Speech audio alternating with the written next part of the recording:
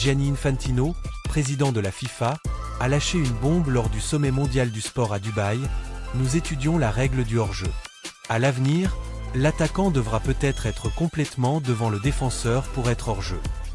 Il parle directement de la « loi Wenger », idée défendue par Arsène Wenger depuis 2020. Selon le journal espagnol AS, l'IFAB, l'organisme qui gère les lois du jeu, étudiera officiellement ce projet le 20 janvier 2026, puis lors de l'Assemblée générale en février. Si validée, la règle pourrait s'appliquer dès la saison 2026 à 2027. Pour bien comprendre l'enjeu, un petit retour en arrière. La règle date du 19e siècle.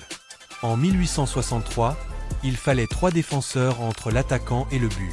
En 1925, on passe à 2, boum, les buts explosent, de 2,58 à 3,89 par match en Angleterre. En 1990, on précise qu'être au niveau du défenseur, c'est ok. Mais le VAR a tout changé, des décisions au millimètre qui tuent l'émotion. Wenger le dit lui-même, ces annulations pour un orteil frustrent tout le monde et nuisent au spectacle. Concrètement, avec la nouvelle règle, un attaquant n'est hors jeu que si tout son corps est devant le dernier défenseur. Tant qu'une partie, même un talon, est aligné ou derrière, c'est bon. Ça donne aux attaquants une marge de 20 à 30 cm en moyenne. Objectif, plus de buts, plus de spectacle, moins de frustration VAR, et des attaques plus fluides. Wenger veut redonner l'avantage à l'offensif, comme dans les années 1920 à 1930. Ce n'est pas une simple idée, depuis 2023, la règle est testée dans des compétitions jeunes en Suède, Italie et Pays-Bas. Résultat, plus de buts, moins de hors-jeu sifflés, jeu plus ouvert.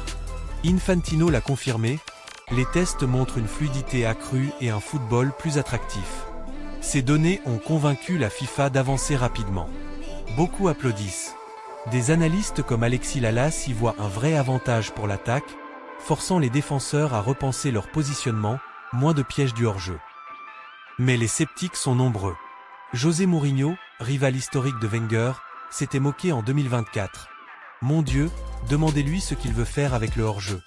Il craint un déséquilibre total en faveur des attaquants. Côté joueur, un rêve pour les Mbappé, Haaland ou Vinicius, un casse-tête pour les Van Dijk ou Walker qui adorent les lignes hautes. Imaginez en Premier League ou Ligue 1.